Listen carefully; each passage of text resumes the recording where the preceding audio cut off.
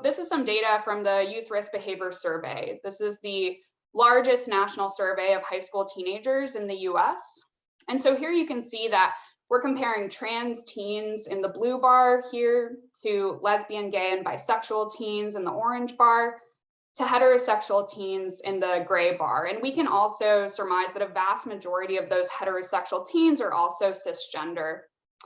And so you can see here across all of the outcomes that the LGBTQ plus teens here are vastly overrepresented in these negative outcomes, including persistent feelings of sadness or hopelessness, seriously considering attempting suicide, thinking about suicide, and making a suicide attempt so serious that it requires medical treatment. And I want to just draw your eye here to these last two outcomes, which to me are really striking. So, if we superimpose the proportions here, we see that over 1/3 of our transgender teens attempted suicide in the past year. Access to gender affirming medical care is associated with 60% reduced odds of depression and 73% reduced odds of suicide risk compared to trans kids who were not able to access gender affirming medical care.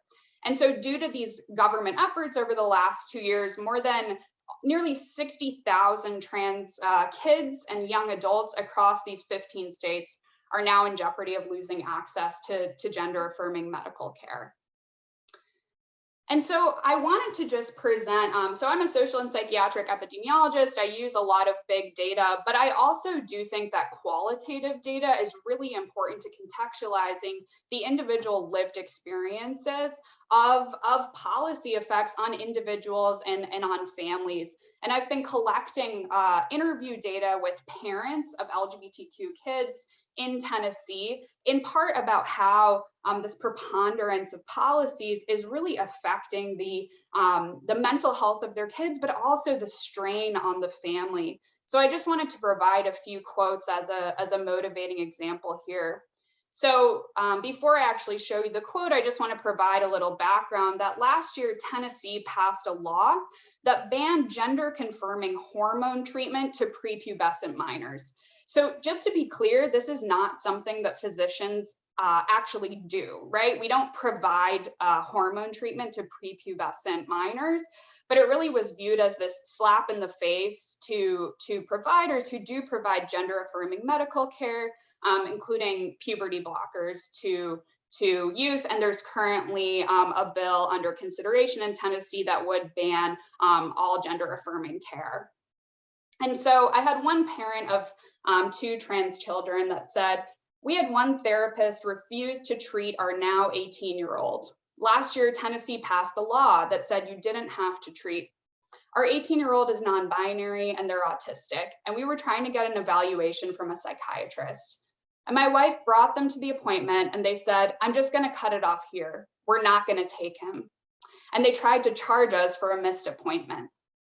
And so I think this shows the really far-reaching effects of these policies where, this therapist certainly could have worked with this child, right? But because they knew that this had been passed, it kind of creates this chilling effect of providers saying, no, I'm just not going to treat you at all. So as Dr. Carpenter mentioned, one of the things that we're here to talk about is this, horrific Texas directive whereby parents of trans kids could be charged with child abuse simply for having their child access, gender affirming medical care. And so this is a Texas directive, but yet one of my parents in Tennessee, who's the parent of a transgender child, said, most of the other parents of LGBTQ plus youth that I talked to were like, I'm not doing that study right now.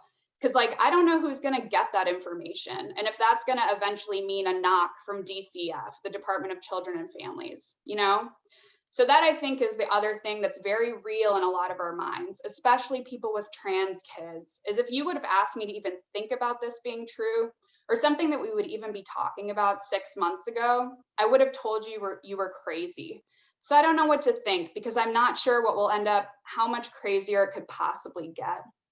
And I think that this quote really showcases the uncertainty for families right now, and especially for families who are trying to be supportive of their children. And so this is a Tennessee parent referring to the Texas directive, right? So again, I think this showcases the chilling effect of some of these highly publicized policies and directives, like the Texas directive or the Florida Don't Say Gay policy, even to affecting the psychosocial well-being of folks in other states. And I just wanted to end by showing one more quote. I think this is a nice visual. This is protesters in the Texas state capitol in 2021 against anti-trans legislation. And so this last quote, a parent said, "I know with everything that's going on in the world right now, it seems like my child's mental health is kind of taking a little bit of a nosedive again, because it's like everyone's pretty much telling you you're not valid and you're not a real human." And it's just so heartbreaking, because it's like when people meet us and they find out we have a trans kid, they're like, "Wait, but you're so normal." And so my work and Nicole Cardona's work has recently shown how minority stress can actually become traumatic invalidation, like this parent talks about, this chronic and systematic invalidation of LGBTQ+ people's identities can contribute to serious adverse mental health outcomes like suicide risk. What you're seeing here is this probability of meeting the clinical depression criteria on this PHQ-2 going up as you have more of these bills for trans folks. That rises consistent also for LGB folks, and that's the blue line there in the middle. It looks very similar when we're thinking about anxiety. These bills are often targeting trans folks' ability to transition medically, to do the name change on legal forms and so on. And so many of them are kind of specifically targeting things that trans folks care a lot about, and that can affect their mental health. So you see, again, this is now meeting the clinical criteria for anxiety. That probability increasing with any new anti-LGBT bills over the last 3 months.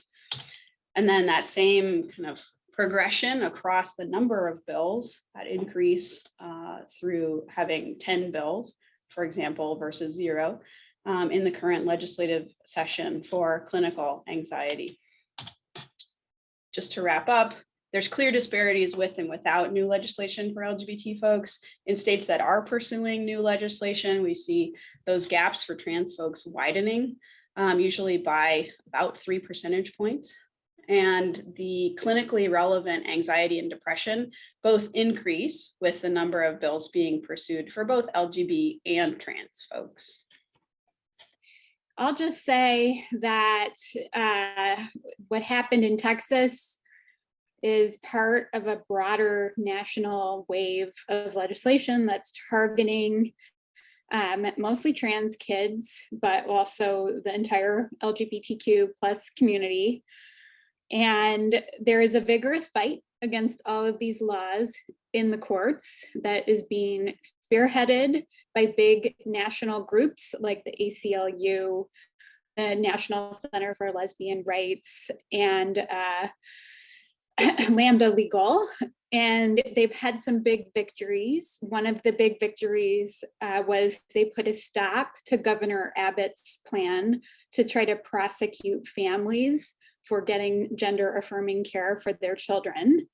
But it's only a temporary stop, and that case is going to go to trial. It's on appeal. So litigation takes years and years, and a lot of harm can be done in the interim, as we just heard about. And harm is done even by laws that don't pass, just so depressing to learn about from Professors Kay and Clark.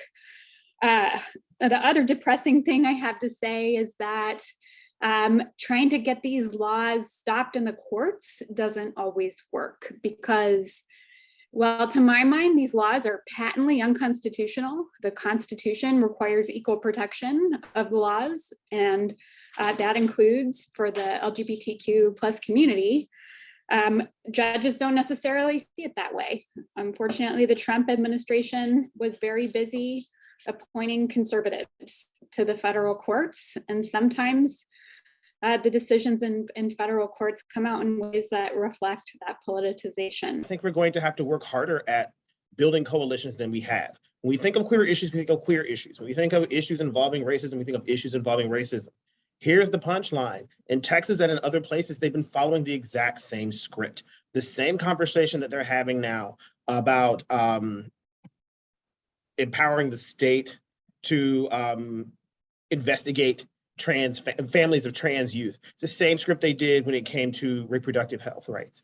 Same script when it comes to so-called anti-critical race theory laws. In fact, if you look at the anti-CRT law, they talk about race and sex is their way into the conversation broadly about queer people and queer issues. If you think of this, as Professor Clark suggested, as part of a broader set of laws that are trying to not only delegitimize, but disestablish what it means to be trans and what it means to be queer, and really constrain how individuals can operate within that space and put the power of the state in there, then we have a problem. I tend to be slightly more optimistic, but this is also because I'm a little, this is just who I am. I'm going to always be optimistic. Honestly, you can't be a Black gay man in the United States and not be optimistic. I mean, it's just going to be really dangerous. So I decide to lean into optimism. Otherwise, why wake up? I'm not kidding, y'all. I'm really serious. I'm optimistic for this reason. I think that it is unconstitutional. And I've been reviewing cases, some of the favorite cases from conservative justices and judges that have leaned heavily on parents having the right to make decisions for their children, children having rights notwithstanding the state's interest and parents' interest. And it's going to take some work. I'm not saying it's easy. It is very difficult. It will be difficult. And it is really difficult to hold justices to earlier comments if they choose not to be held to them. But I do think that there is a way. And as far as what we could do, the work we could do in APPAM is to try to identify, explain, and elevate these experiences. And so there's a social science and a policy backing for the things that we need to present to the courts.